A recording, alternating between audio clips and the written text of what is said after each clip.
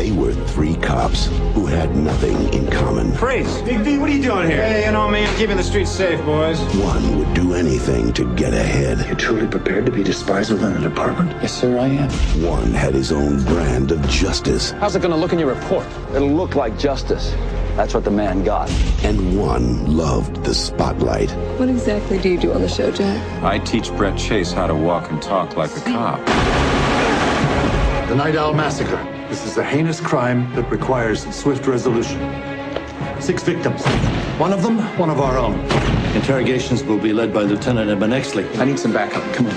All right, college boy, I'll help. Now, all of them are faced with solving one case. Don't move! I want confessions, Edmund. Oh, I'll break them, sir. These people are all in the morgue. And someone has to pay for it. There's something wrong with the Night Owl. I just can't prove it. They thought they had it all figured out. Anything bothering you about the Night Owl case? The fact that you guys won't let it get filed away. I didn't kill nobody! But what started as a murder You talk only to me on this one. became a mystery that could cost them everything. Why was Susan Lefferts at the Night Owl? I don't know. I never heard of the Night Owl till today. How about some payback, big time? We need evidence. I'll get the evidence. It was an information exchange. Do you have any proof? The proof had his throat slit. What do you want, Exley? I just want to solve this thing. Even if it means paying the consequences?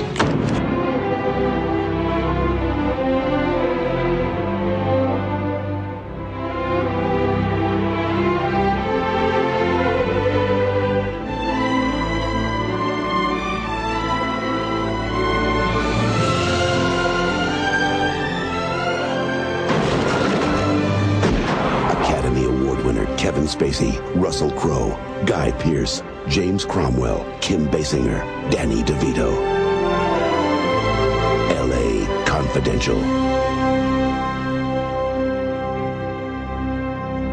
Welcome back. You are listening to Joygasm, a video game and movie podcast. I'm Russ, Xbox Live Toaster 360. He is Steve, Xbox Live Stevavitch.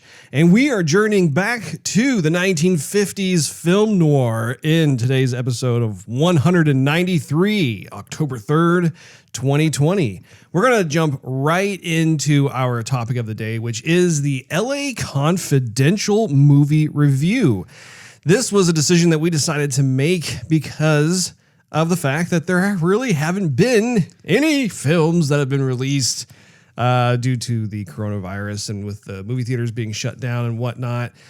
We haven't even seen Tenet. Well, actually, Tenet did get released. Did it get released? Because I saw that like it got delayed, got pushed back, then it was going to come out, then it didn't come out. Did it come out? It came out in the theaters. People were watching it, but it just hasn't really. People are still really afraid to go to the theaters, so it hasn't got a whole lot of press. Okay, it should have just come right out to like stream or DVD or not DVD, not DVD. It should have just come straight out to VHS. Yeah. Tons of people would have picked it up. All the elementary school classrooms and everything. Wheeling out the TV. Okay, kids, let's see Tenet. Okay. I feel like VHS is probably one of those things that will never, ever, ever, ever, ever, ever, ever have any kind of like nostalgia rekindling or rebirth. Because like record players, for example, like there is something that's really romantic about it and cool. And so, yeah, it makes sense. Like people are like, oh, yeah, I went out and bought a record player and I'm starting a record collection. It's like, bought an LP today. For some reason, it's like, you don't really like, yeah, I'm starting a VHS collection because I want to watch these constantly deteriorating movies on cassette tape, essentially is what it is. I'm hoarding plastic. I will say, though, it is weird to think about the differences between cassette tape versus VHS, because I do feel like Guardians of the Galaxy made cassette tapes cool again to a certain extent. Not that there's like some sort of huge demand for cassette tapes, but there's I don't know. For me, I'd be curious to know your thoughts on this. For me, cassette tapes is something that like if you were to go back to, you're like, man, that was cool. Versus like VHS was like, yeah, that was the format for watching films, but I was actually all about the DVD and then everything after that. VHS, or cassette tapes, excuse me, they would be cool for like 10 minutes. And then you're like, oh yeah, remember the day? Oh wait, what do I gotta do? Oh wait, pause. Oh wait, no, fast forward. No to that moment. Oh no. Okay, no, go full further. No, too far. Okay, don't go forward again. You're like, I can't just get into that one moment where I can't digitally. Yeah, the idea of like the whole fast forward and rewind thing, where like you, if you wanted to, there was like a slower version of rewind and fast forward. So like if you wanted to keep the movie or TV show or whatever it is that you recorded on screen, you could do so. But then it was very painful because then if you're trying to find a particular scene that was farther away, you're like, oh, it's taking forever. So then you have to literally stop it on the VCR and then hit rewind, and you be like kind of like, depending on like how long you've been hearing the little engines whir in the VCR, you're like, I think it's right about here. Click, and you like press play and you see where it is. And I mean, actually, people I thought were pretty proficient at getting close to where they were watching the countdown of minutes across the man. But if you didn't rewind the VHS tape, or you rented a movie, and the person before you went, I just return it. It's not my problem. And you put it in the player, waiting for the movie to start, and it's just the end of the movie, and like the FBI warning, like, hey, yeah, you watch the movie, don't copy the. You're like, oh, yeah, it's supposed to be at the beginning. It's usually different at the beginning, I should say. Be kind, rewind. And then it just stops and rewinds. You're like, took some of the excitement out. Yeah, it was a little annoying. There was that whole VHS. Social etiquette that was there. It's like, you're just like, man, whoever had this before was a jerk. Be kind. Rewind. Well, let's jump into our topic of the day, which, of course, is LA Confidential movie review. This film came out in 1997 and actually won a couple of Oscars. That's when I got my license, by the way, 1997. Oh, wow. It's a good year. I graduated high school in 1997. Nice. 1997 actually was the year that the absolutely horrible Batman and Robin movie came out. Huh. That was It's pretty terrible. A pox on the cinema-going experience. But anyway, this particular film came out, and what was interesting too is that Titanic was also released in 1997. Wow. Which is crazy because it was up against Titanic in the Oscars. And if you recall, Titanic swept up just about every single major category. So there were a number of really well-done films that year. And anyway, this particular film was one that you and I have both enjoyed quite a bit. We decided we wanted to pick out a film that we hadn't seen in a little while, and we thought it'd be fun to be able to give a review on this. So we're going to stick to our normal format, which is just to be able to provide our high-level thoughts in the off chance that there are folks out there listening who perhaps have not seen the film, and then we'll go into spoiler territory. So, Steve, what did you think? Well, this is about the second time I've seen it from start to finish. I remember hearing you jabber on about it back in the day. But did I jibber jabber? What, did you jibber jabber? Or did I just jabber? You're just jabber. Oh, okay. You just jib jabbed. Oh.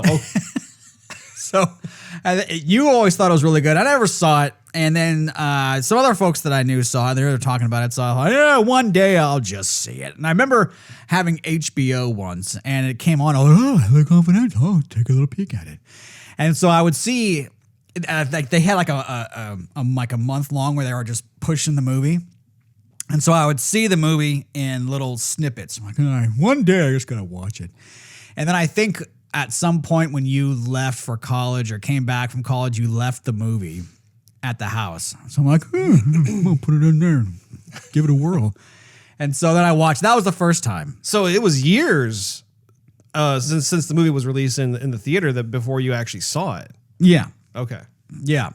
So then I saw it for snippets, and then I saw it from back to back once, and then so this is like the second time I've seen it all the way through. It's a good movie though, Russ. Last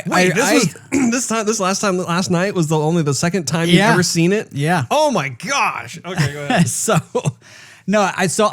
I miss how movies are made like that. There was just something different about the way movies were made back then, where they kind of, if it was a rated R movie, they kind of just expected you to have a certain level of smarts or just being mature enough to figure everything out. And all the script that was written for the characters is so good. It just feels like they respect you as a viewer for watching the movie.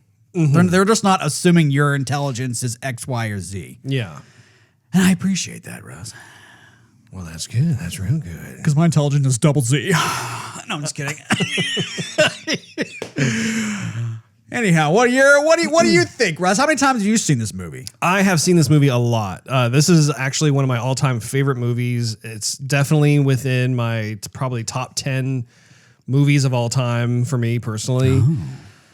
What was interesting was when I was preparing for the show, I was doing some research on some of the behind-the-scenes stuff of the film. What was crazy to me was that this budget, this film budget was only $35 million. And it went on to gross, I believe it was like just over $126 million worldwide, which even that number, when you compare it to a lot of the blockbuster numbers of today, really is not very high.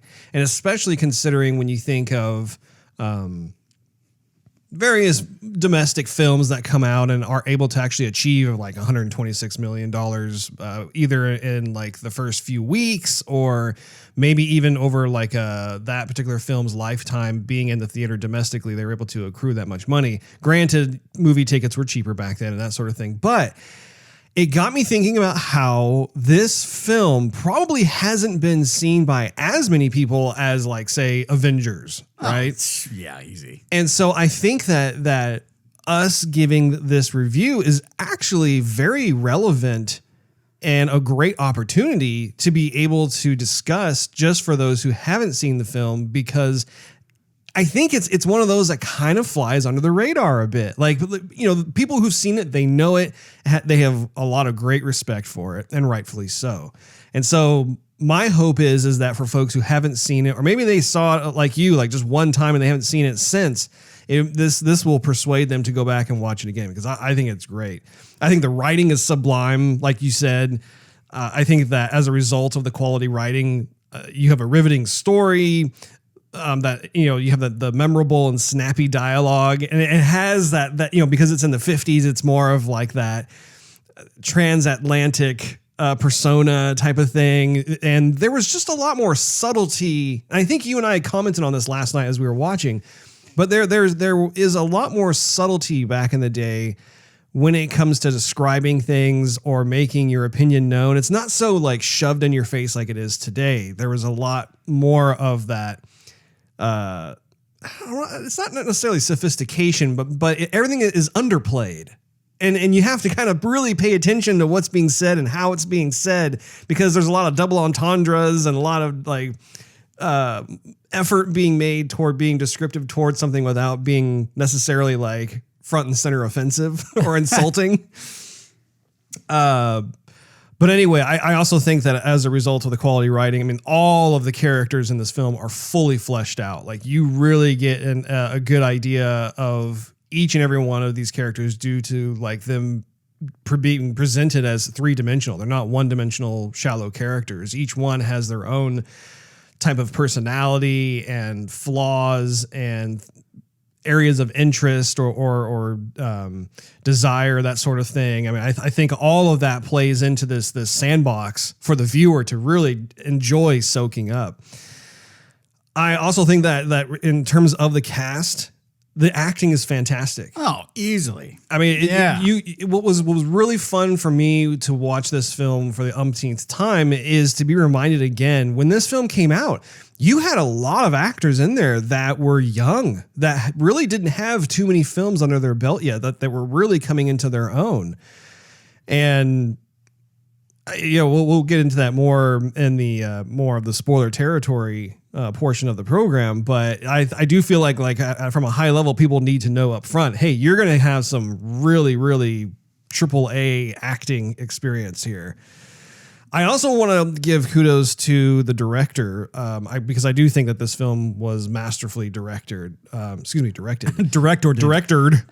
I have doctored. I mean, the doctor of this film did a great job directing. Yeah. As I mentioned before, I've watched this film many times, And what I think is really neat, one of the many qualities of this film is how every time I watch it, I pick up something new. Oh, do you? And we talked about that too last night. Even you made certain comments about how you're like, oh, I didn't notice that the last time I saw this. I didn't realize that. And I'm here to tell you, you're going to continue to have that. In fact, when we were there was a moment that we won't go into detail at this point of the program, but like there was this kind of part of the narrative where you got a little confused. You were kind of gray as to like what was going on. And I know exactly how that feels because I was in that same position, but it's only because I've seen the film so many times. I was like able to like, oh, this is what happened as a result of this over here and whatever.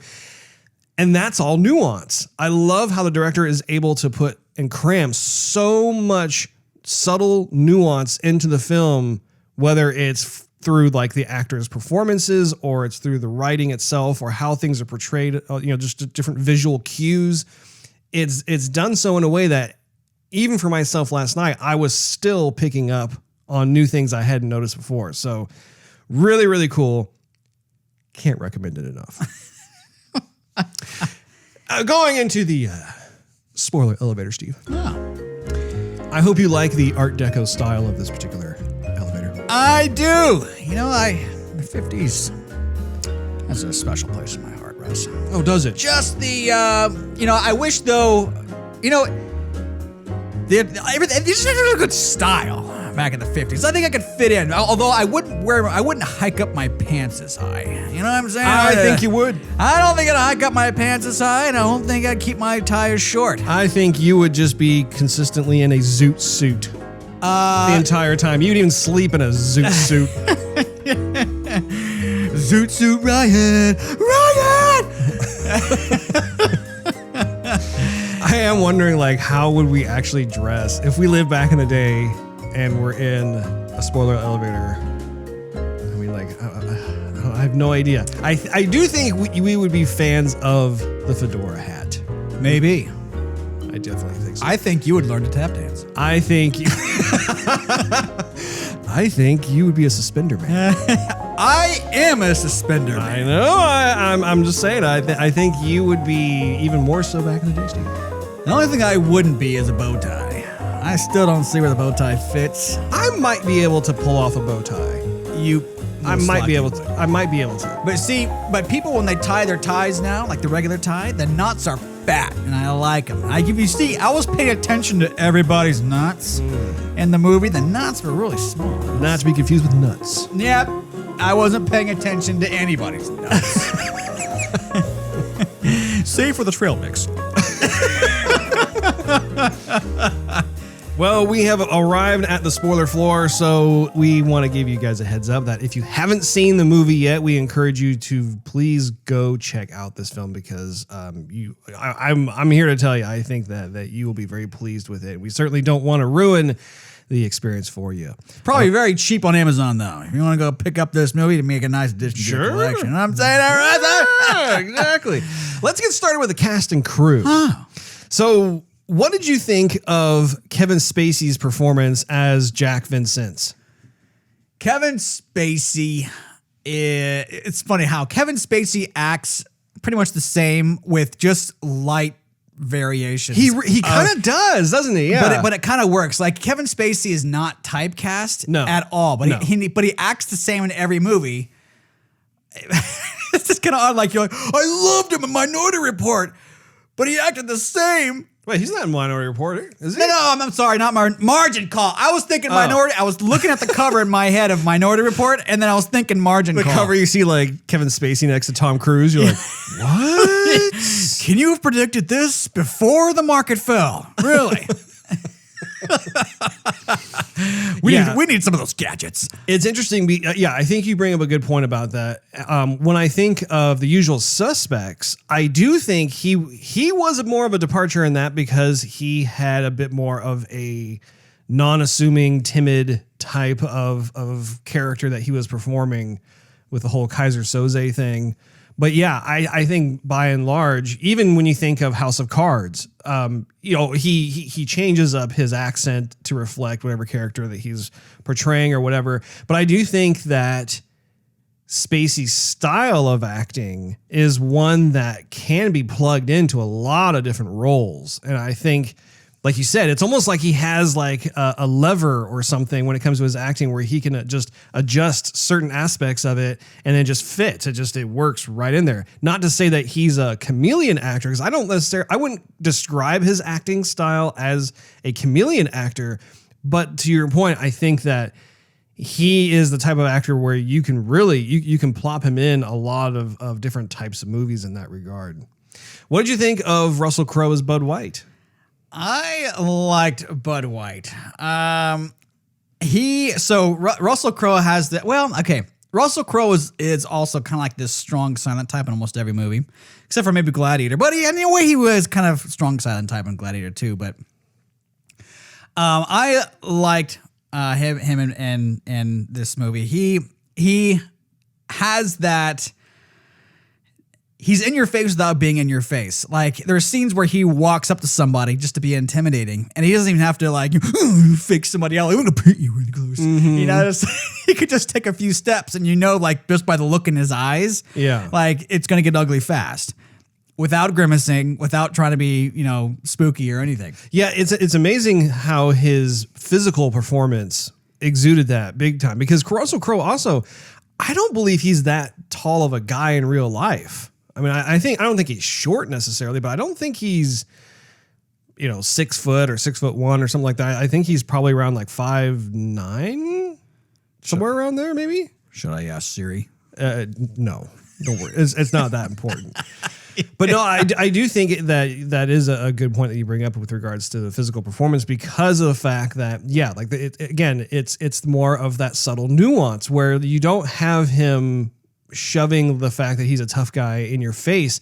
It's these little things that you almost like instinctively, by your gut kind of pick up. Like, his character is someone that if you were to meet on the street, there's a certain zone that you wouldn't go into with that guy, because you know that he would probably lose his temper and he'd probably mess you up. Probably breaking kneecaps.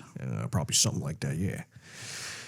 Guy Pearce, who was Ed Exley. Yeah. Guy Pearce, what he needs to do, if there's ever a movie about the life of Val Kilmer, it would be played by Guy Pearce. Really? I look at Guy Pearce and I see Val Kilmer. I don't know. Interesting. Yeah. I would not have pegged him in that, but... You don't see Val Kilmer in him? I mean, maybe just a little bit, but like Guy Pearce, to me, Guy Pearce is Guy Pearce. I've followed his career since the days of Memento. I think that was the first role I ever saw him in, and I didn't know who this person was, and I thought it was really cool. And Guy Pearce is, again, he's one of those types of actors where his acting style is Guy Pearce. But there is something that I think is alluring about how he portrays his characters. I think it's neat to be able to watch him.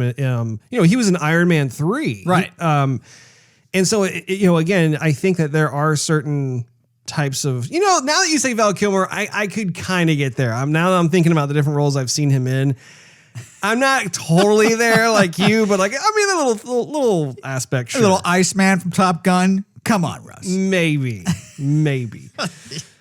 But anyway, it was really fun to see him in a role like this. What was interesting too is that both Russell Crowe and Guy Pearce are Australian. So for them to be playing American police officers from the 1950s, it was a bit interesting to me to find out that. I mean, we've found out that Russell Crowe was Australian probably after Gladiator, I would say, which was, I think that film came out in 2000, if I'm not mistaken. Gladiator. Supposed to be Spanish, but I don't know. I just don't see it. Yeah. He's known as the Spaniard, but he has an Australian accent. What's happening? And he's from Rome. That's what you call cosmopolitan. Oh, boy. So after Guy Pearce, I also would like to talk about James Cromwell, who was Dudley Smith. He was the police chief or police captain. Yeah. Whoever. He's an actor that we don't see very often in film, but when you do, he definitely has screen presence. The different roles that he plays are just these perfect niche type of roles that I don't think anyone else could play but him. I think he's either the really good guy or the really bad guy. Yes. Yeah. Very opposite ends of that spectrum. I haven't, at least for me, I have not seen a film where he's middle of the road or whatever. You're very right. He tends to play, I'll say that, one side or the other in that regard. Kim Basinger, who played Lynn Bracken, she was so good, and it makes sense that she was one of the Oscar winners from 1997. I think she won Best Supporting Actress, if I'm not mistaken. Is that right? Is either Best Actress or Best Supporting Actress. She actually, you know what? She probably got Best Actress.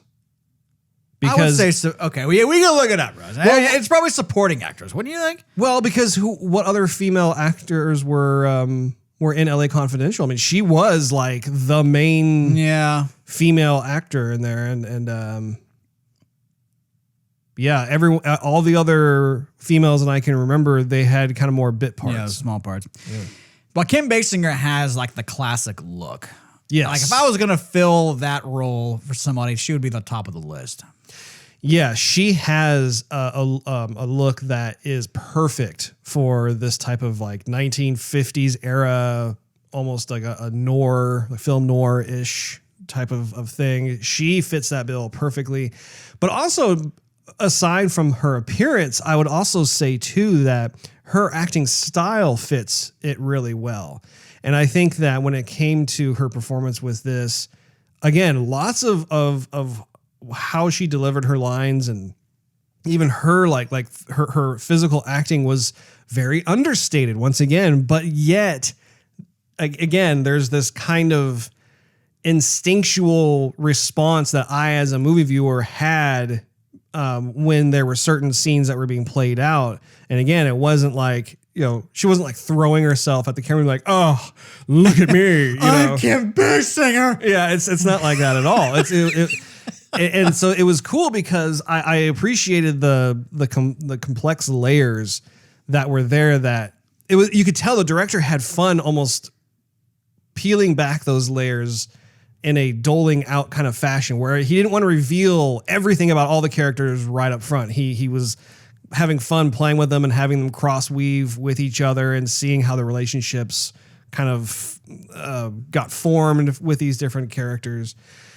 Danny DeVito was Sid Hudgens. He was kind of the almost like the 1950s version of the paparazzi in a way, but he had kind of the not the paparazzi. Paparazzi just trying to sell pictures. He's like kind of snuff. No, it's not even snuff. What is it like?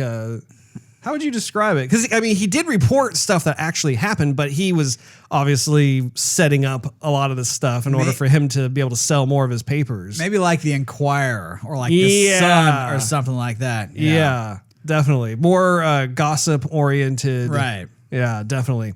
And Danny DeVito is another one. When I watched this film, I forgot how young he was in that film as well, because we've seen films like Dumbo, for instance, that he was in, and he is noticeably older and shorter. Shorter. But when it came to a film like this, Danny DeVito was definitely in his heyday in the 90s. If you think of Batman Returns, that was in 1992. Twins. I think Twins is actually late 80s. Yeah, maybe. Twins I think was late 80s. But he's had a very prolific career playing many different characters. I would actually peg Danny DeVito as more of a chameleon actor over some of the other actors that he played with in The Usual Suspects, LA Confidential. What did we see last night? What did we watch? There's some sort of film from the 90s. I know Spacey was in it. I don't know. Did you like his performance in LA Confidential? It was fine, but personally, I didn't think he stood out. I mean, Danny DeVito to me is kind of Danny DeVito and everything. I don't see him as a chameleon actor. Like if you see Danny DeVito acting like the circus leader in Dumbo. I don't know. I went maybe Dumbo, but I was thinking also Big Fish. Big Fish is what I was thinking of. See, yes, I'm kind of. Thank you for saying that. I would have been stammering for 5 minutes. I am a Danny DeVito fan. That's why I can rattle these off. So if you see the way he speaks in those movies, and then you go to this movie, he's like the same person. Yeah, I could see how there are certain similarities to various roles that he's played for sure, and I think that's kind of the result of like how unfortunately sometimes actors will get typecast to a certain extent into certain roles because they're just so good at those roles, and I think there's probably conversations that happen where they say, "Oh, I loved your performance in this particular film. Can you bring some of that into what we're doing here? It doesn't have to be 100%, but bring like 50% of it or something." Right. And so then you're seeing more of that. And so anyway, one last person from the cast that I wanted to also talk about was David Strathairn, who played Pierce Patchett. Right. Yes. He's always playing kind of smaller roles. Or at least I've seen him in stuff where he's only been smaller. Yeah, like I'm the same way. Where like I've seen him in more of the supportive acting roles, but I like the types of roles that he plays. He always fits that role very well. And like, I think, wasn't he in The Rocketeer? I know he was in I don't think he was in The Rocketeer. He was in A League of Their Own. He was like the businessman who was always talking to Tom Hanks and was like, they were trying to get stuff going. And he played in one of the later seasons in The Sopranos. I think around season 4, season 5. There you go. For some reason, I thought he was in The Rocketeer, but maybe I was mistaken. But you know what character he could play if ever there was a documentary? Ernest P. Worrell. No, he could. Come on.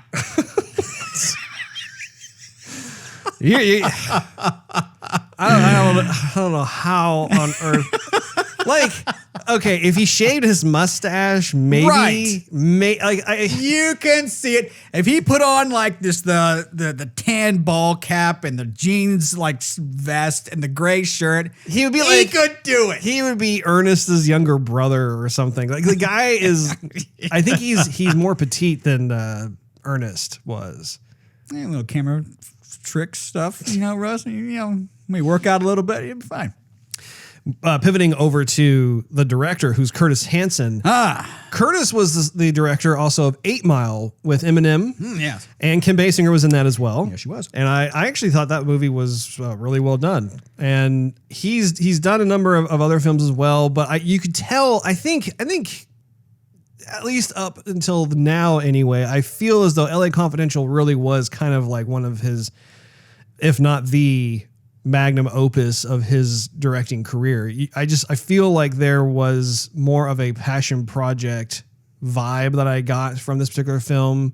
And he really knew what he wanted to do. Not like as if he didn't know what he wanted to do with other films that he's done, but this one had such a clear-cut vision moving forward. And you could feel that as if you were going through, like there wasn't any kind of, well, was he trying to do this or was he trying to do that? Like I really feel like this was, I mean, he was the absolute captain of this ship. And so kudos to him for sure. Another person I think is worth talking about with regards to LA Confidential from a crew standpoint was the cinematographer. His name is Dante Spinati, and he has done work on LA Confidential, The Last of the Mohicans, Heat, Ant-Man and the Wasp, X-Men Last Stand, The Insider. The Insider, that was another movie with Russell Crowe. Exactly. So big fan of his work. And I chose those to list. See, there are many others, but those were interesting to me because if you think about how the lighting was set up in those films, those are very different lighting scenarios. It's not like, oh, that looks just like this other one or the other 10 that I've seen him do. Those are all very different in terms of how they did the lighting setup and even some of the framing of the shots. So really, really cool. Steve, could you please give us a synopsis of the plot?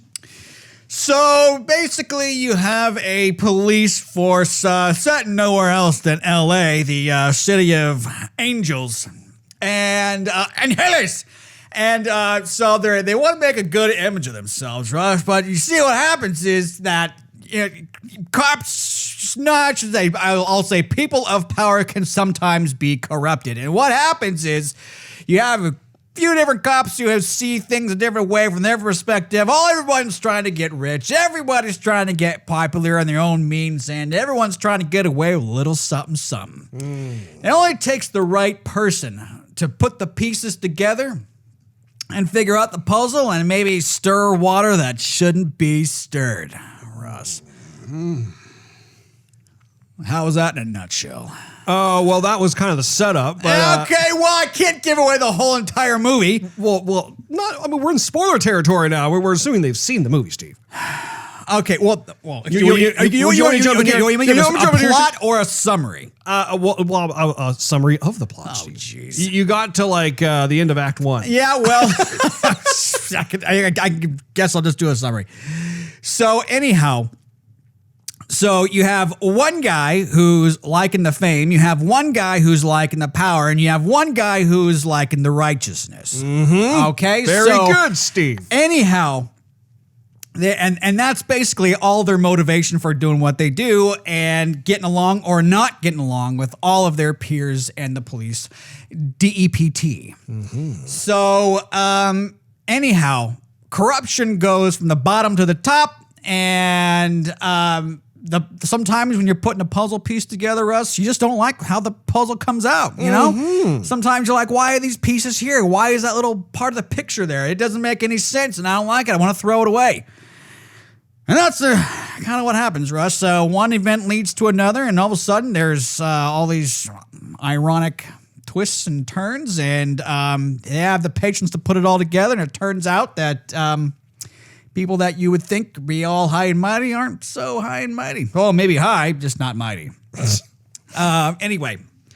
I do think one of the things about this plot that I find so infatuating is that it has an exploration of city politics. Oh, and it's not just exclusive to LA, but also, I mean, this can be applied to anywhere. Yeah, sure. And I think it's interesting because on the one hand, you have like the more of the federal nationwide level of politics. And then if you go into more of like a microscope and you look at any given town or city, it is really interesting to me to watch and see how these things play out and how unfortunately they are pretty prevalent no matter where you go. And I think that in this type of scenario where it is the 1950s, which again, we were not alive back then. So I think we're both very interested and fascinated by that time period. And then you combine that with some of the cultural issues that were going on back in the day, as well as the political issues. And it's weird because you almost get drawn into the city's politics with the actions taking place in kind of a gossipy kind of way. Like, oh, did you hear so-and-so did what? Oh, wait. Oh, did you hear about what? And I think you're disgusted by it, but yet you want to know more. You want to hear more. And I think that there is kind of this machine that is comprised of all these different folks who are basically the cogs in the machine. And I think that's part of what makes a film like this so riveting, because you see people in these positions that supposedly the public revere. They think that these are people of high moral standing and character and stuff. And then as more and more gets revealed, you realize, man, like there are skeletons in closets. There are evil deeds, evil doers. Well, I think where it's that branches off is I think it also shows the extreme weaknesses that some people have. Oh yeah, the vices, yeah. Oh, the vices. I mean, you had some of the cops who are just, down and like they couldn't get away from the alcohol, dirty cops, or the drugs, or you had someone who was addicted to fame and that's all they wanted out of life. You had other people who are addicted to power. You had other people who would sacrifice all to do the right thing, but sometimes doing the right thing by the book isn't what's going to get you ahead or get it solved. It's interesting. Sometimes it's women. Yeah. Yeah, I think that there are like the vices themselves are kind of timeless in that regard, where it doesn't matter what time period you live in, those are kind of the tried and true flaws of humanity. But it is interesting to see the context of when those things transpired within those different time zones or time areas. What do you call them? Just eras. Eras. Eras. It's like, yeah. Not arrows. No. Not to be confused. But I thought it, like in this situation with the 1950s, you had a rapidly evolving culture, right? Like the industrial age was raging at that point, and the end of World War II had occurred. This was taking place in the early 1950s, which arguably was probably one of the most I guess, beneficial times of the United States. I mean, the economy was roaring. You had a lot of aggressive expansion into all kinds of different markets and stuff. Oh, yeah. There a lot of land aplenty and opportunity, that sort of thing. But at the same time, there were certain things that just didn't have enough oversight, really. And not to say that it's any better today necessarily, but I do think that they were just these glaring issues that were going on. I mean, like the notion of like having these police officers that were just, I mean, on the job drinking and stuff. I mean, it was way more prevalent back in the day where, you know, if that happened, I would hope in most, if not all of the police stations in today's world, you get fired right away. Yeah. You can't drink on the job. But back then it was more acceptable. Right. So things like that, I feel, helped really kind of bring this whole thing to life. And so getting back to the plot, to your point, so you have these three different types of personas with, Guy Pearce's character, Kevin Spacey's character, and Russell Crowe's character.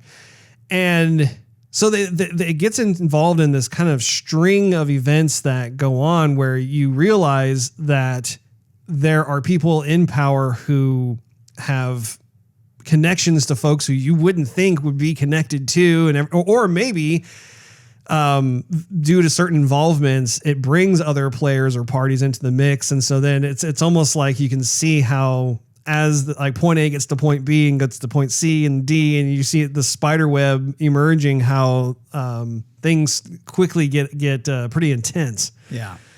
So when it comes to different aspects of the film, I really liked how the film, I don't know, like the way that they started presenting certain things. Like if you recall, there's a moment where Bud White is with his partner and they're getting alcohol for the precinct, right? Uh-huh. Again, that's kind of like what are you doing? And that's when he first meets Kim Basinger's character, and then meets the girl who's in the car with what appears to be, perhaps maybe she was physically abused or something, but then he comes to realize that it's plastic surgery. And then I don't know, like it's cool how they go about this, and how even like the bodyguard / driver of like kind of the Playboy, I don't even know like what his job title is. But he plays a huge pivotal role, despite him only being on screen for just a few minutes. Yeah, and that's just the start of it, and it goes into the awful prison scene that was going on, and how that gets out of hand, and then you see how the station and the city council are trying to cover up this horrible thing because they're trying to paint the good image on the press or with the press. Well, yeah, they had this campaign to really make the LA Police Department like this beacon of light and hope and the rest of the precincts, inspiration. Across the nation, yeah. And so they were going through this whole thing, and so it's interesting because that's kind of at more of a higher level. But then when you drill down into it, then you see, okay, with these types of character archetypes that they've created, how does this all play out? And so, really, really fun ride, I would say. So let me ask you something. So when you think back when this movie was first released, how come you don't think it was as popular as Titanic?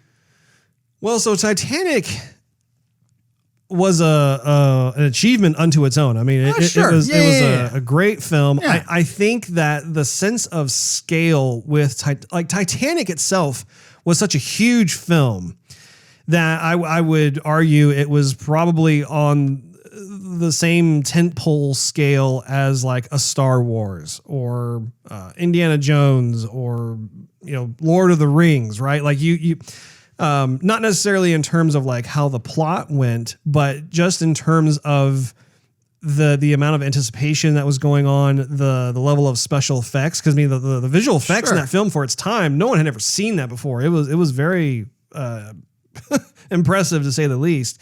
But also too, I think Titanic really took over the female audience because they absolutely adored the relationship between Jack and Rose in the film. And they just, I mean, I know my girlfriend at the time, she saw that movie, I don't even know how many times. So I think it was one of those things where it just ate up all the attention. I remember the movie being out at the same time, but I don't even remember the preview. And I went, and I swallow, Steve, swallow. So anyhow, I showed my wife the trailer last night. I'm like, hey, we're going to talk about this movie tonight. And so she's like, yeah, I want to see the trailer. And so I showed her the trailer, and the trailer is like nothing to be. I mean, you could pass by it like any.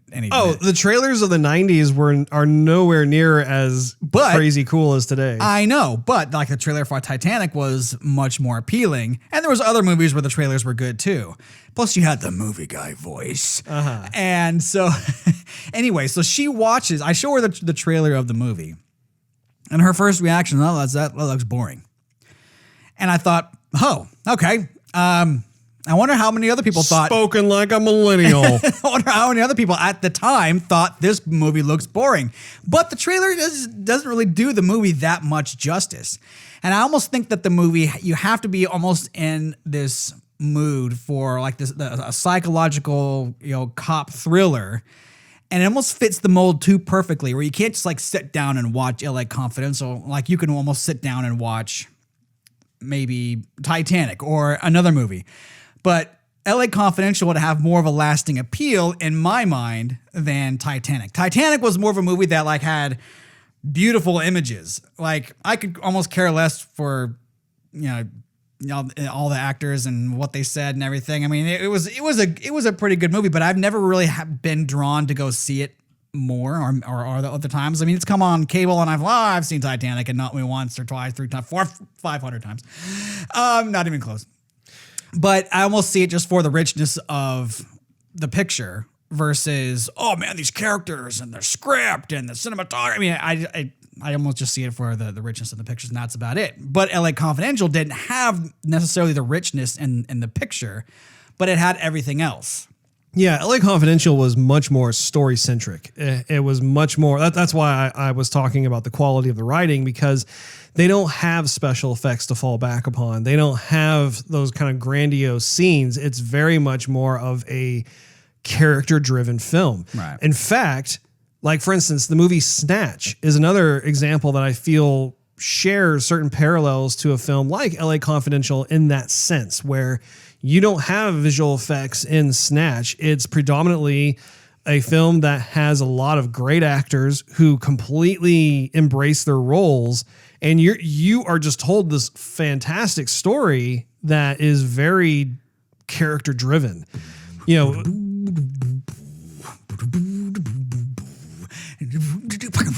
That was another movie, by the way, that I told you to go see, and I'm glad you did. No, we saw it in the theater together. No, I saw it first in college with my script writing teacher and Nate Agello, actually. And then I came home and said, you've got to see this movie. Yeah, okay.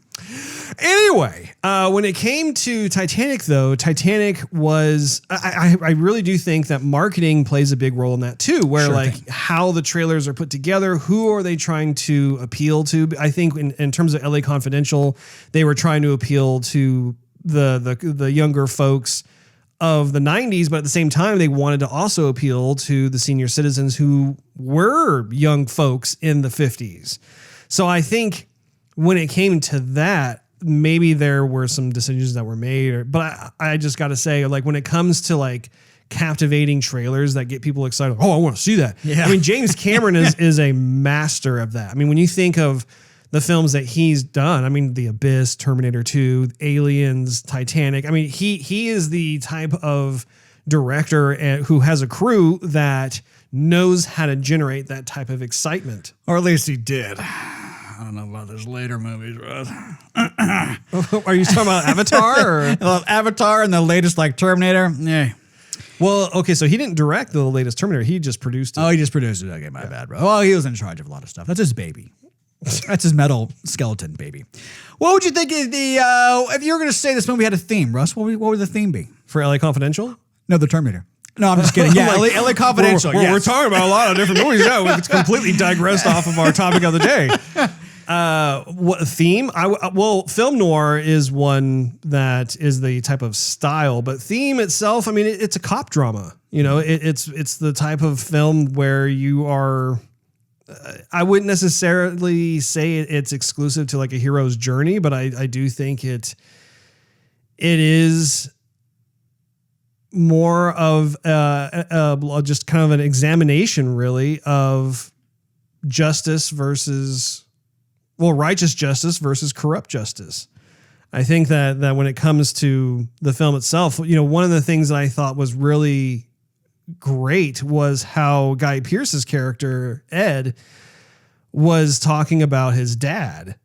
And that was one of the most poignant moments of the movie, because he is at that point describing why he got into being a police officer in the first place. And he talks about how his father was an officer and how he was killed and how he never knew who the killer was. They never caught the killer. He didn't even know what the killer looked like. In fact, he, as a way to try and personify his father's killer, he just made up a name called Rollo Tomasi.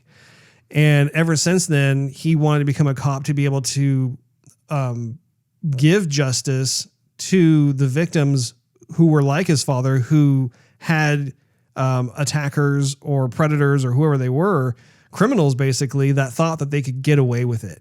And he wants to catch those people. And I think that was probably part of the central kernel of this entire film. You know, I think that what that moment was kind of what the whole film was setting up and what it was all about. I would agree with that. I would say when I was thinking about it, I was about to pass out at the end of the movie when I was going to bed. I was coming to the question of, or maybe just more of a statement of the right thing, doing the right thing versus doing the right thing for you. You mean selfishness versus selflessness? Yeah, maybe selflessness versus.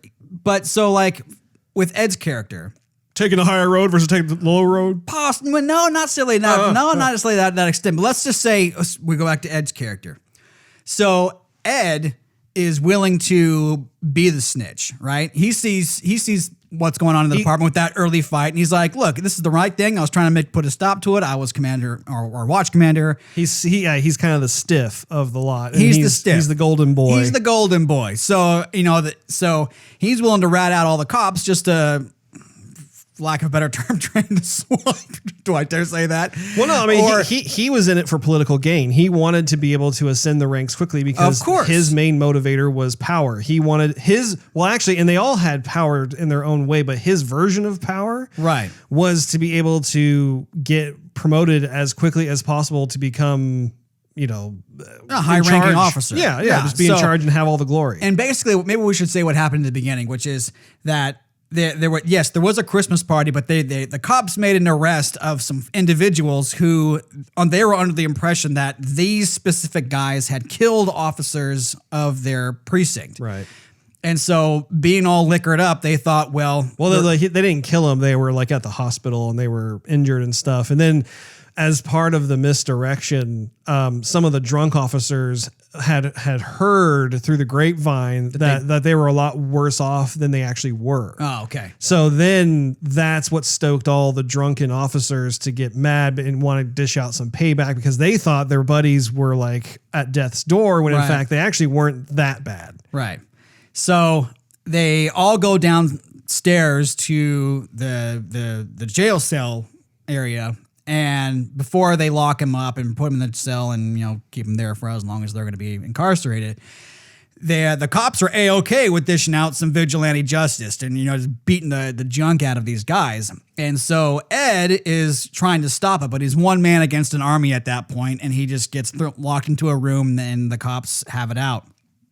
And so that's where this whole thing happens, is because the press was there trying to have a nice article for Christmas and let's interview the cops, and, you know, the LAPD is fantastic and here we go. But they see all this stampede downstairs to dish out this justice, quote unquote.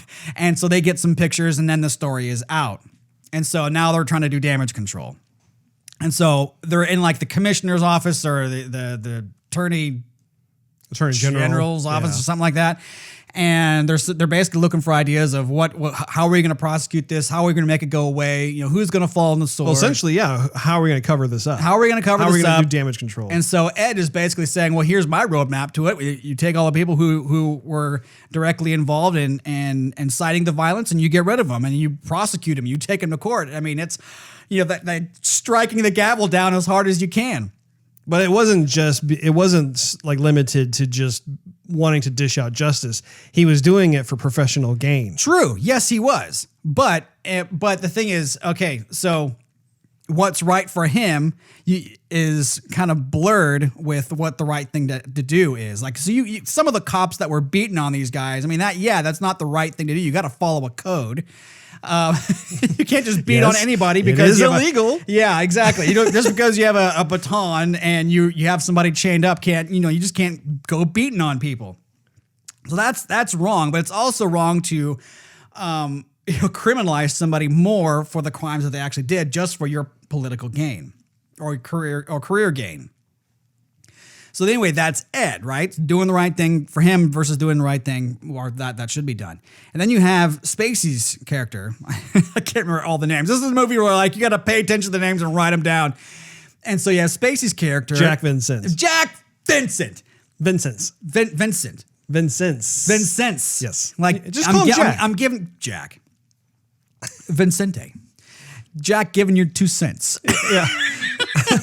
So you have him who doesn't want to get his hands dirty whatsoever. He just wants to play it up for the camera. He wants to play it up for the celebrityism. He's interested in the fame. He's just interested in the fame whatsoever. And there's a scene where he just forgets why he even became a cop. And I thought that was like, wow, that is really telling. Yeah, that was a moment of clarity. Exactly. And so he's doing the right. He's doing the right thing for him, which is still kind of putting not cops away, but the bad people away. But he's setting the whole thing up so that he can get the most out of it again. But then he gets to the realization that, and when he's in that bar and he's got tipped like $50 to do whatever he was going to do, and it was basically trying to frame the attorney general. Well, that $50 was for that young kid actor who they were going to set up with the attorney general, and then have the whole bust-in thing happen. So that was supposed to happen at midnight, and he had a guilty conscience as a result. And so he ended up leaving the $50 at the bar and going ahead of time early before midnight to bail the kid out. But it was too late. Yeah. So had he done the right thing, he could have, at the time that it should have happened, he could have saved another life, or not even set somebody else up in the first place. He knew what was going to happen from the get-go. And he starts to struggle with that as the movie plays forward. But by the way, you remember who that kid was in Margin Call? He was like one of the higher ups. Oh my gosh, I think you're right. Yeah. Yeah, that's crazy. He was like that one of the people he called in with big old $1,000 suits on. Yeah, he was just a puppy in this film. I know. Took me a minute to figure that out. I'm like, I know I've seen that guy somewhere.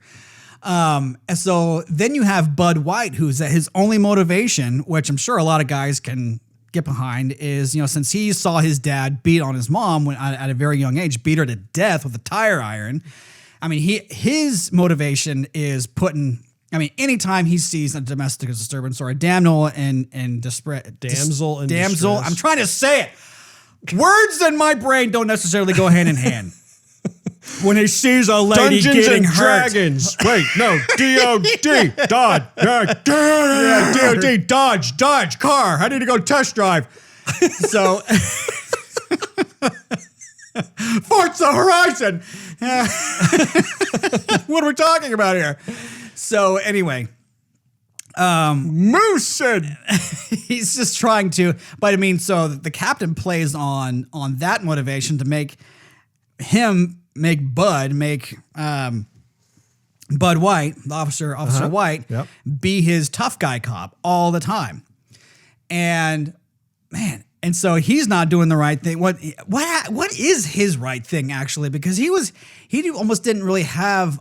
He was just trying to put people away, but you talking about Bud White? Yeah, Bud Light. You mean? Well, I didn't know if you were still talking about Bud White.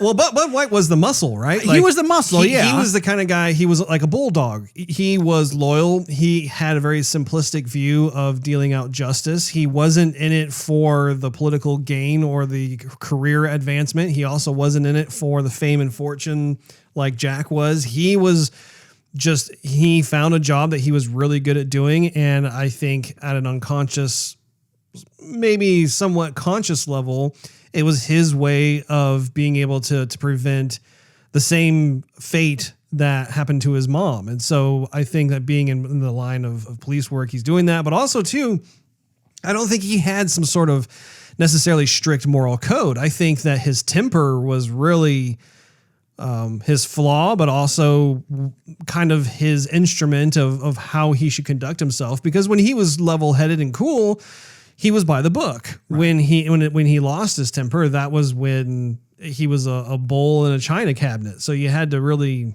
kind of watch yourself around him.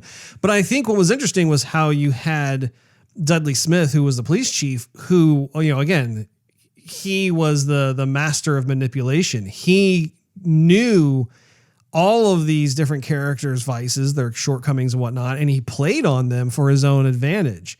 And that's why when you get toward the end of the film, you realize the police chief is the mastermind. He's the one who is behind all this stuff that's going on, including even doing the crime ring within LA as well, being largely in charge of the drugs that are being moved around and the people who are getting offed and everything else. I mean, that was I remember the first time seeing the movie, I was like, "Oh, this is messed up." Yeah, I forgot so many scenes out of this movie. It took me by surprise.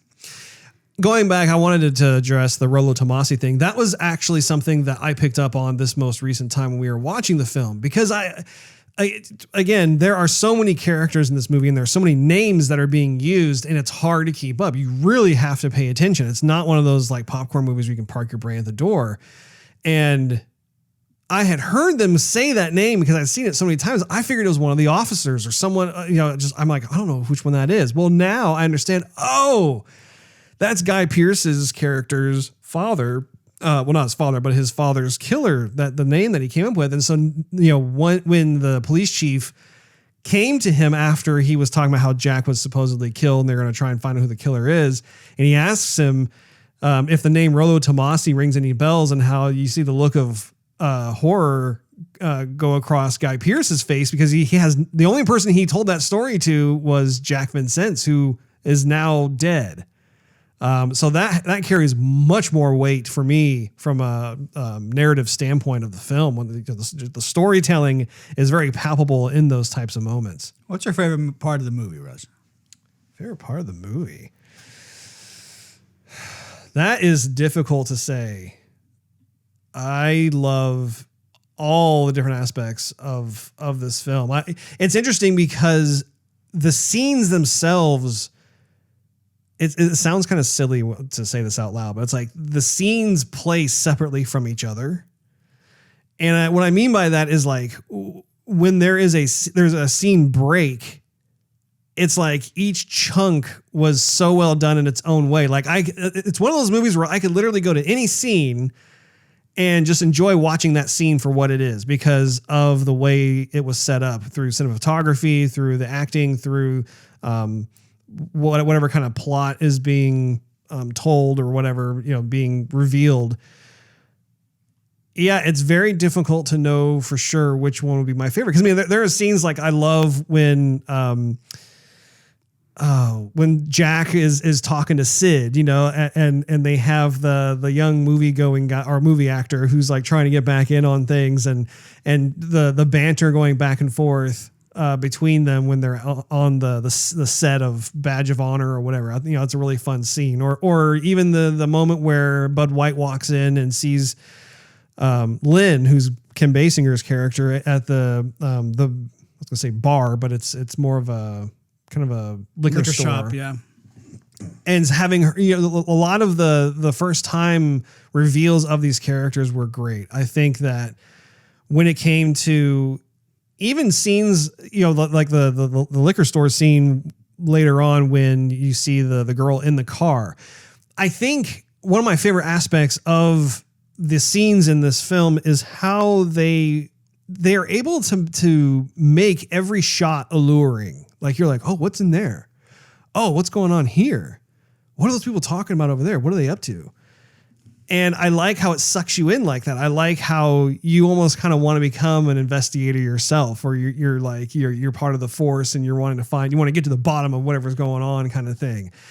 And I like how, once again, it's done very subtly. So there's really not a particular scene that I like the most out of the rest of them. I mean, I love the scene when Bud White gets in a fight with Ed Exley, and not only for like the physical altercation scenes, but also like the aftermath with them talking it out and like having these revelations. Like, again, all of those scenes carry a lot of quality drama. So yeah, I would say that would be my favorite scene. The thing is, I saw, for bad or for good, I saw a little bit of myself in all three of the main characters. And so, because, I mean, who wouldn't want a little bit of fame, a little extra money, or think that they're doing the right thing for themselves or for the right thing altogether? And I saw a little bit of myself in Kevin Spacey. I saw a little bit of myself in Vincent. I'm sorry. I'm going to stick to characters. Vincent. Jack 2 cents, Vincent. Right. That guy, and Bud White, and Ed Exley. Sheeran, right. So anyhow, I saw myself in Dudley Smith, and Kim Basinger's Lynn, and Sid Hutchins, Dan DeVito. But anyhow, so I mean, if you saw a woman getting beat up by some random thug, you would want to go help her out, right? I mean, that would be like your instinctual reaction. I need to go save this girl. But your instinctual reaction would not just be like to beat the crap out of somebody to get just some answers to solve a riddle, you know? Or you might get off on getting some fame, making a little bit extra money on the side, because who wouldn't want their moment in the spotlight? Well, lastly, sorry. Very good. Who wouldn't want to accelerate their career a little bit? Because at the end of the day, I mean, we're working for something. Who wants to be at the low end of the totem pole for the rest of your life? You want to grow in your career. What were you going to say? Well, I was just going to add to that's a testament to the quality writing, because once again, they're taking concepts that are universal. Mm-hmm. It doesn't matter who you are or where you live, where you come from. Those are all things that are desirable by people. And in this film, those objects of desire are personified by these characters. So each character represents one of those vices that we all have. That's why there's relatability with each one of those characters. Sure. So building up, I would say that my favorite spot was after that Bud and Ed fought it out for the affections of Lynn, basically. And well, actually, it wasn't even for the affections, really. It was Ed Exley. That was a power move. Like that was true. Once again, that was the ugly side of his vice, which was he wanted to be at the top. He was wanting for political gain, and she was intentionally getting under his skin, using his vice against him to set him up to have that whole thing happen, because Dudley Smith was wanting to get Bud White to kill him. Right, exactly. So, but that wasn't known at the time. Right. At the time, it was just Bud White getting really upset because, you know, he was jealous. He was, yeah, of course. Which was, he was pacing in the rain and everything. I was like, oh man, he's gonna explode. Anyhow, the moment of clarity is when they exhaust themselves beating on each other, and then they realize what's going on, what's happening. They have that shared, you know, thought. And Bud asks Ed, you know, you've built yourself up. Are you ready to tear it down? And Ed says, with a wrecking ball. And I get goosebumps thinking about it, because yes, that's the right thing. After all the vices and everything that's happening, going on back and forth, he's playing her, but she's playing him, whatever, that's going on. At the end of the day, they figure out what the right thing to do is, and they go for it full force, pedal to the metal, And well, it's a rallying cry for the viewer because everybody wants their heroes or anti-heroes to have a moment of truth. Right. And that's what it is. That is the catalyst for them moving forward to actually right the wrongs that they know have been there and that perhaps they have turned a blind eye to or just tolerated. And finally they were on the path of righteousness. I want to move over to cinematography and special effects really quickly. I know I mentioned Dante Spinotti, but I wanted to also talk specifically about the lighting and framing of LA Confidential. What was interesting to me in terms of the lighting side of things is that it wasn't really lit as a traditional film noir style. And I don't think you've seen too many old black and white film noir type of crime capers in your day, but like to give you an idea, like film noir tends to be a lot more about the deep blacks, the cast shadows, the highlights, the hot spots, and the way that those are cast on the actors and the scenes. And there's just, it's almost as if the lighting itself is a character. And I didn't notice that to be as prevalent in this film. In fact, it struck me as almost more of a naturalistic. It was very natural and contemporary lighting, which was surprising given the fact that this film takes place in the 50s. It's a crime drama and it has elements that are very film noir-esque. In terms of the framing though, I mean, like there are certain scenes that have kind of that film noir look. And there are other scenes where it doesn't necessarily have that. And it's more of a indulgence of kind of the 1950s glamour. If you think about like whether it's the cars or it's the real estate or whatever it is, as well as some of the more kind of taste of the lifestyle of the 50s. You know, it's amazing like how much you can communicate through how you frame any given shot. And I feel like that was it. Was that the same for you or? I would say so. Yeah. Okay. And the soundtrack is also something I thought it was definitely worthy of mention. I have this soundtrack. I've owned it since 1997. It's by Jerry Goldsmith. What was interesting about it was how the predominant instruments used are trumpets, horns, and piano.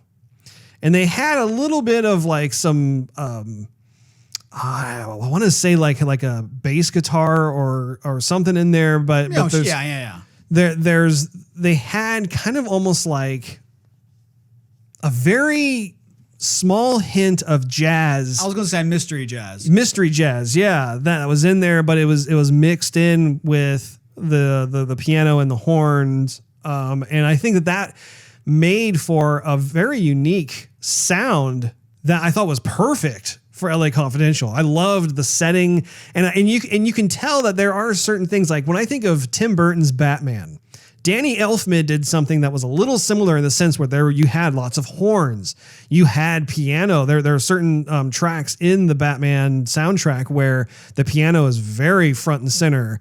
And if you think about it, the way the style of that particular film was very film noir. They had elements that were kind of almost like a 1950s-ish kind of stuff that was fused with the kind of the 1980s as like a hybrid of sorts.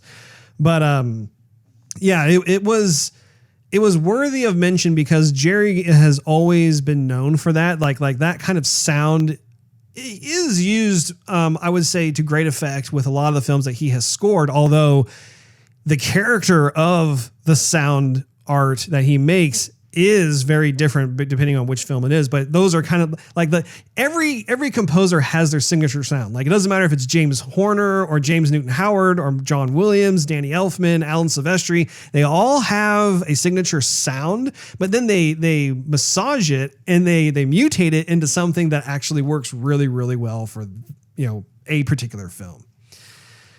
I would like to also make a quick mention of the costume design in LA Confidential. Ruth Myers was the costume designer. This film, and again, watching it especially in HD because my DVD was just your standard definition. So it was great to actually see this film in HD quality.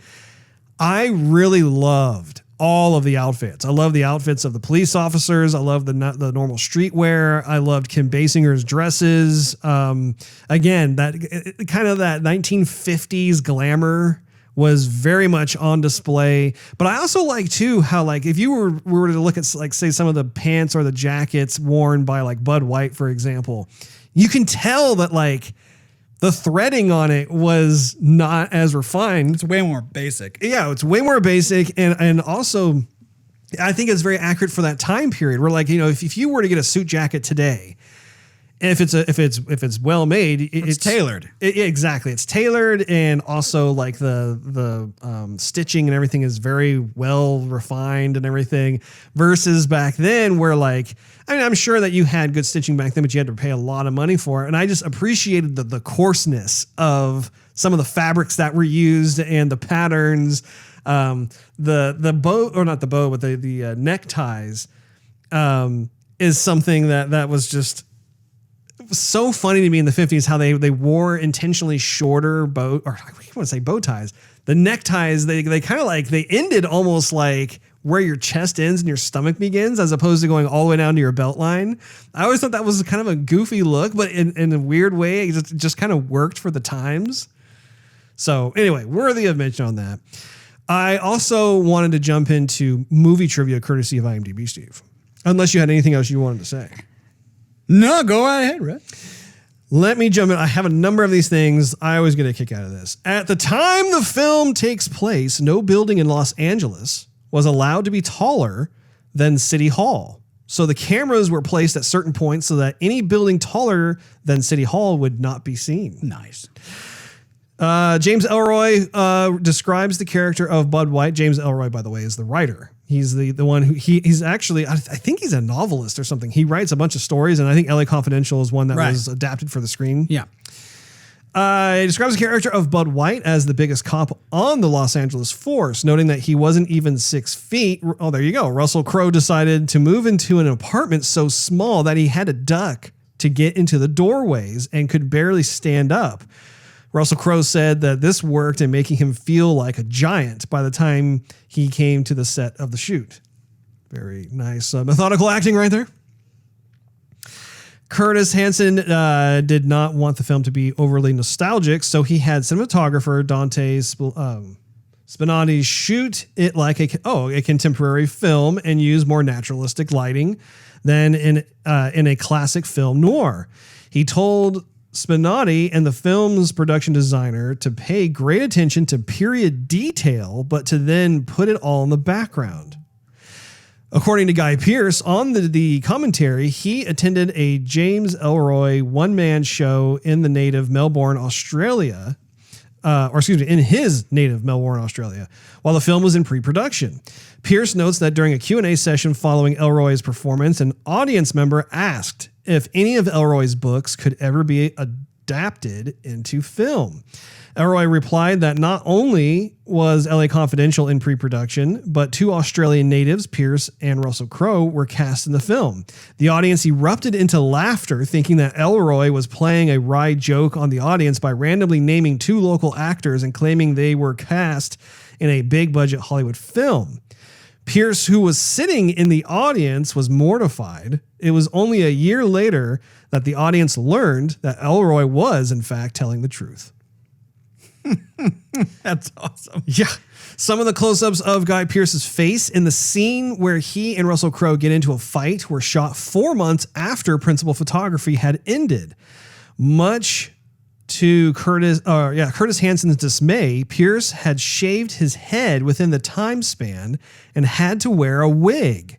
During a Q&A session, Pearce referred to it as a very expensive wig and noted that in Australia, there is no concept of returning to shoot pickups several weeks or months later. So that scene where like he gets in the fight with Russell Crowe and then he's sitting there in the mess talking and stuff, he's wearing a wig. Yeah.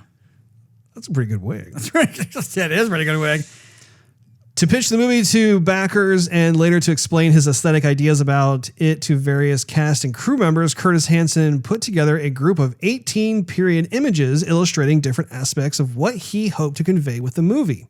These include the Welcome to Los Angeles postcard that's in the first shot of the movie, photos of tract housing, orange groves, and the glamorous shot of Veronica Lake are framed on Lynn Bracker's, Lynn Bracken's wall. Hanson also chose studio photos of two lesser-known 1950s actors to show Guy Pearce and Russell Crowe what he envisioned as models for the characters Ed, Exley, and Bud White. The film used 45 different locations to shoot. LA Confidential is the third installment in James Ellroy's LA Quartet series, which I want to take a look at. I have not heard of this until looking at this, and I may have some good reading in my near future. Yeah.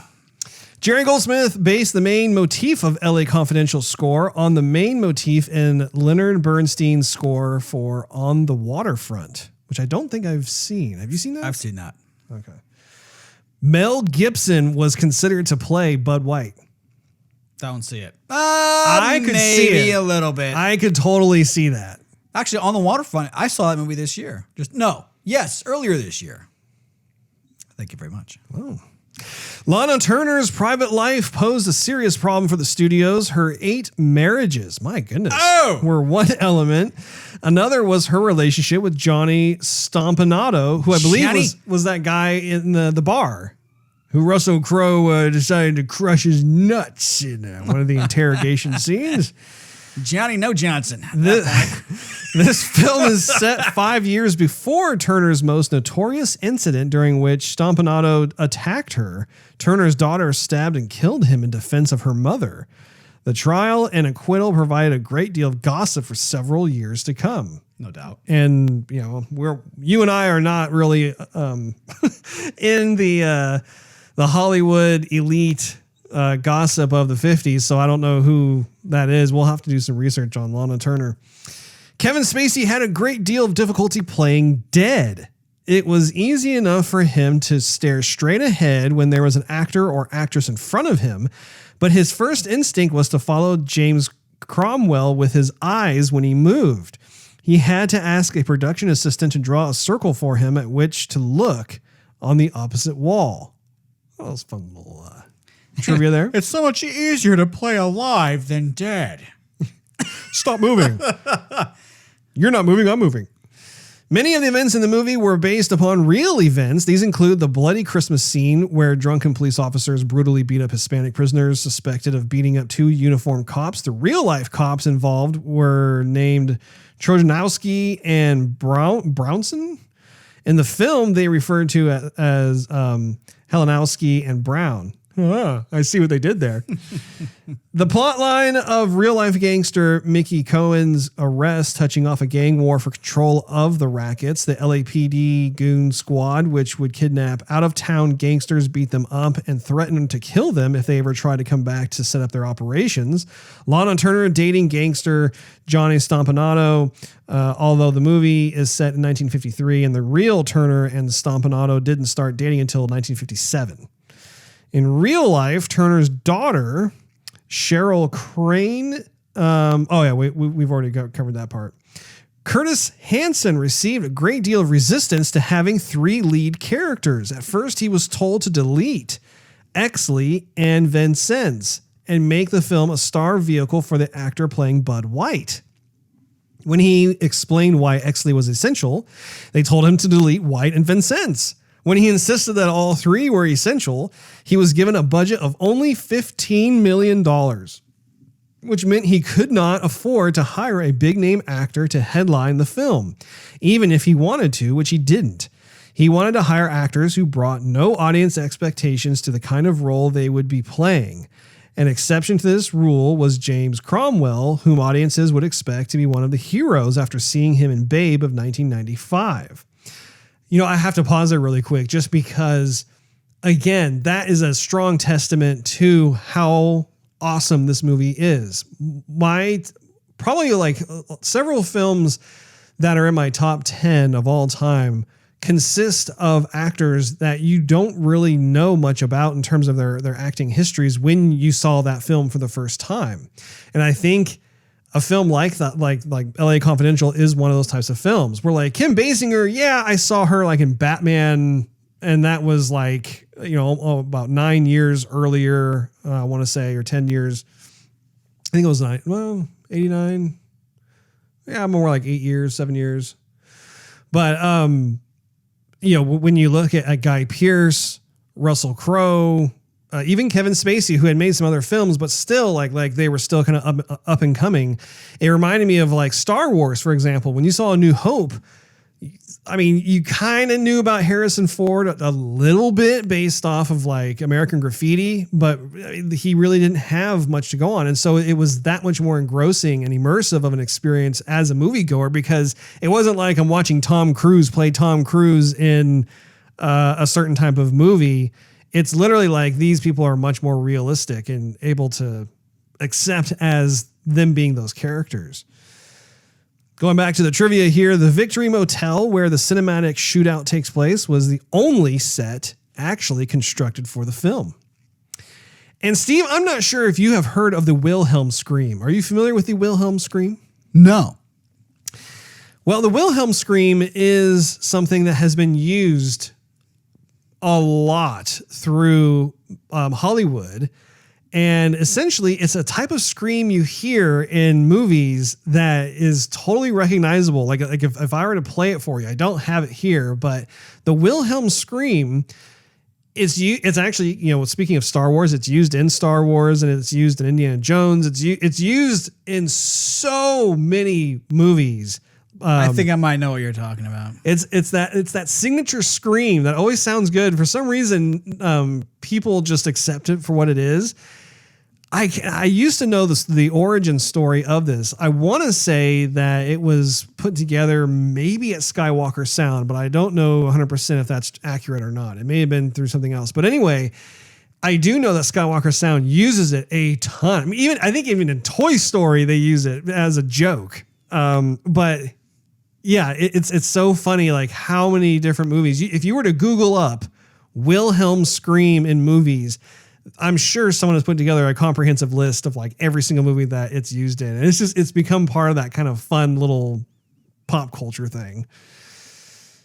And that is your trivia courtesy of IMDb. So Steve, what are your concluding thoughts of this film? Well, Russ, I can't help but think how much inspiration LA Noire brought to, no. Let me rephrase. Having a moment of dyslexia, are we, Steve? LA Noire got a lot of inspiration from this movie, and it makes me want to go back and play it. I played that game like once all the way through and loved it, and then I put it on the shelf and then started playing other stuff. And they then have a remastered version of that game. I know. I saw it. I'm like, oh, I should pick that up, and I never did. And then I see LA Confidential, and I think I want to go back through and play LA Noire. Maybe when the Series X comes out. Is it on Game Pass? It might be, honestly. You have to take a look and see. Because I sold everything 360 to get the Xbox One. I don't even have it anymore. Yeah, that was a great. I was gonna say great movie. That was a great game. I did play it once as well, and didn't play through it a second time. But I think it'd be worth going through. And I had the same thought when I was watching the film. Like, man, like, why aren't there more games that are like this? And then I instantly thought of LA Noire and thinking, man, that was such a good game. So anyway, continue. No, that was going to be my concluding thoughts. I don't want to leave it there. I always wanted to see. You have to give your rating too, by the way. Thank you very much. I want to see a sequel to this movie come out, Russ, because if you follow Bud, I mean, Bud's not going to stay where he is. Yeah, he got hurt, and you know he goes off with Lynn, and they live happily ever after. He's not going to be satisfied with that lifestyle, Russ. He ain't done yet. Neither is Ed Exley. Mm-hmm. Ed Exley is still going to struggle, but he wants to be the good cop, but he's still going to struggle. And like evil and bad people don't end there. I want to see a sequel. It is surprising that they never actually made a sequel because the books are already made. Like the the flow is already set up and the content and everything else. And so it is kind of surprising, especially considering that they won a couple of Oscars. I'm going to look. I'm guessing that the other Oscar they won was probably for best screenplay. I am seeing some Joygasm tweets to the director in the near future saying, hey, what are you doing nowadays? Huh? What are you doing nowadays? You got a little extra change in your pocket to make a sequel? I think it should happen. You could do that, Steve. You could certainly do that.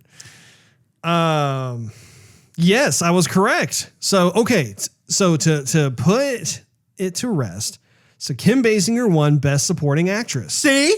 So I'm surprised that she wasn't nominated for Best Actress. That's kind of odd to me, but anyway. And then it also won for Best Adapted Screenplay. Now it was nominated for Best Picture, Best Original Score, Best Director, Best Cinematography, Best Production Design, Best Sound Mixing, Best Film Editing, but it did not win those. I think most, if not all of those, went to Titanic. Nonsense. So anyway, you were saying?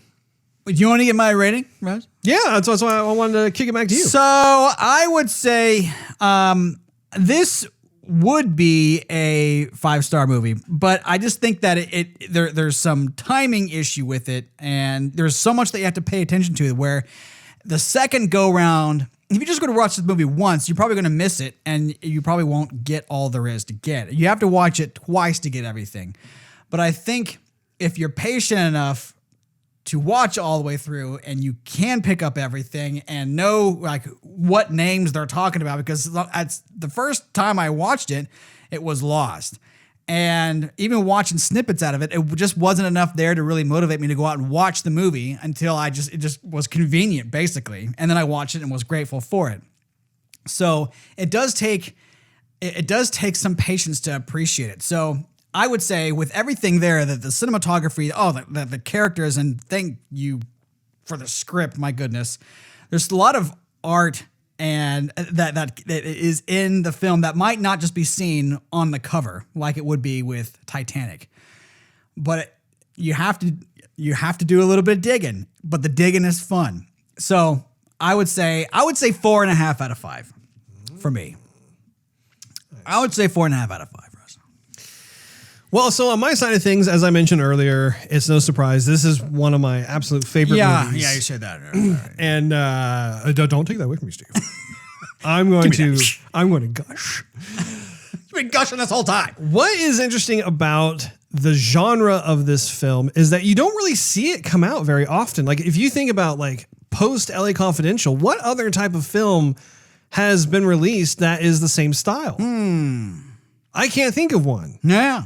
And it's been over 20 years. Or at least not of any good ones. I mean, really, I can't even, there may have been some little minor caper things. I would say Road to Perdition is kind of sort of in that same vein, but they're not really dealing with like police. It's more of just straight up gangsters from the, Russ. like the 20s and 30s and stuff. But yeah, for me, I think it is a very entertaining romp through when you have some sort of crime drama thing like this. That's not for TV, but for movies. It's a film type of experience. And to me, I think it's so interesting to look at a time period that really was like our grandparents' prime.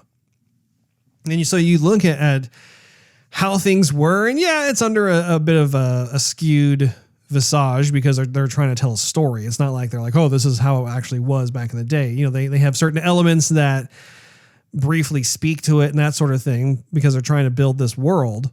But I do think that these types of films are really fascinating. I for one, am fascinated by the idea of being able to look in a political system that is more city-based. I like the idea of having some sort of very plot twisting narrative that goes on where the story is kind of revealing slowly as a slow burner, like what's happening, who did what, certain discoveries that are made, that sort of thing. My hope, though, is that I really do want to see more of a return to the film noir style. I really do like that a lot. I think there's just so much atmosphere and mood that I think is exclusive to that particular genre. And I know it was popular back in the 20s and 30s, for example, but like I want to see a nice return to that, because even from a cinematography standpoint, you got some beautiful opportunities to be able to really tell the story in a way that's not through the script or through a performance of the actors themselves. And especially when it comes to black and white filming, we're so used to like seeing films that are in color, and there's nothing wrong with color, but I do think that, you know, black and white is so underused these days, and it would be fantastic. I would love it if like in the next couple of years, we have some sort of like total film noir, black and white cop caper, crime drama thing that comes out. It would just be fantastic. I would love that a lot. And so I think that's why I hold this film in such high esteem, because it's very like seldom that you see it. You don't really see this kind of thing come out very often at all. And I think that Curtis Hanson and the crew and the cast did such a monumental job with this, that it is a love letter to that type of genre and to that time period. So for me, I mean, it's a very easy 5 stars. I do think that, especially in today's culture that is so ADD and so like, I want my instant gratification, I want it now kind of thing, it is a great example of like how you can be entertained, and in the film has an expectation for you to listen and pay attention to the story they're telling. You can't just sit back and turn your brain off. And I respect that about the film, because there are so many films of today where they hit you on the nose so hard so that way you don't miss anything. And it's overly direct. And I think that it's a strong testament to this film, especially when I think of other films that kind of do the same thing, because you don't have a lot of films that are able to do that, where like every time you watch, you're like, oh, that's what that is over there, and that's what this connection is here, and yada, yada, you know. So you get more bang for your buck. It's worth a rewatch times 50.